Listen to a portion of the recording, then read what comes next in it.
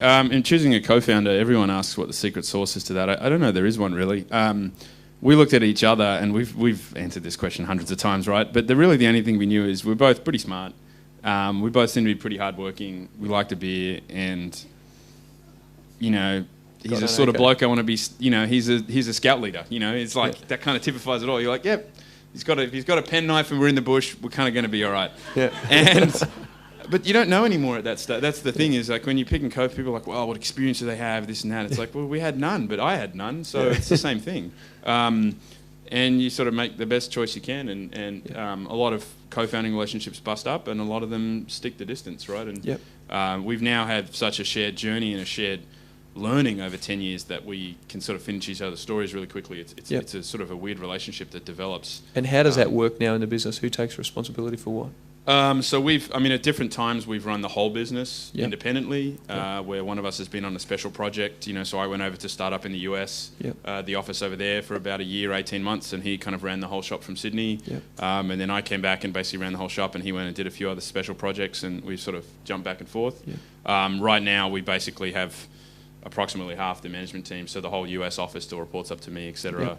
And he runs the finance and engineering parts of the business. So.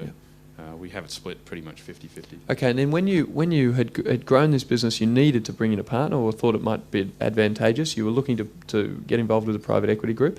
Can you share with people just how you ran that process? Because I thought this was intelligent, mature, and assertive. Sure. Look, my favourite subject at university, I did a series of courses on game theory, and we've employed that in the business very many times. And game theory usually means other people are pissed off because you're taking their nice salesmanship world and turning it up on its head with some sort of clever way of doing things. And we did that. So we were lucky enough by then, so we're about 7 years into the business, to have a whole series of private equity people from seed funds and through VC funds, and we'd gotten to the stage of size that we had the real sort of private equity, capital P, capital E, guys coming to want to put money into the business, which is flattering. And we'd said, no, we're not interested. We're not interested for years and years. And we had one decision point to take, so we're about 7.5 years in, as I said, and we could kind of have done anything at that stage. And so we took ourselves away and went and had some beers and decided what we wanted to do. Did we want to sell and get out? 10 years, plenty of time to go do something else, or did we want to recommit for sort of the next 7 years? It seemed like a good time. And we both decided that we weren't done. We had plenty that we wanted to do, so we decided to recommit, which is why we went to look for capital. And then we went to 5 firms, all of whom we've met. Our PA maintained a spreadsheet. We had probably 70, 80 firms on the spreadsheet that had contacted us. And we just went to the ones that we had a good personal relationship with. So we didn't pick on the basis of brand or anything. We met 2 or 3 folks from each one over a 6-year period, and picked the guys that we wanted to work with, right? The guys that we felt comfortable with, we'd have a beer with, etc. And then we ran the process very much on our own terms. I always tell entrepreneurs, we were in the driving seat. We knew that, so we ran our process. We told them the rules would be that they'd get one pitch, that they could ask any question, but every question they asked, all the information would be instantly shared with everybody. We had one shared file system. They all understood who else was involved. So it was a very, very open sort of level playing field.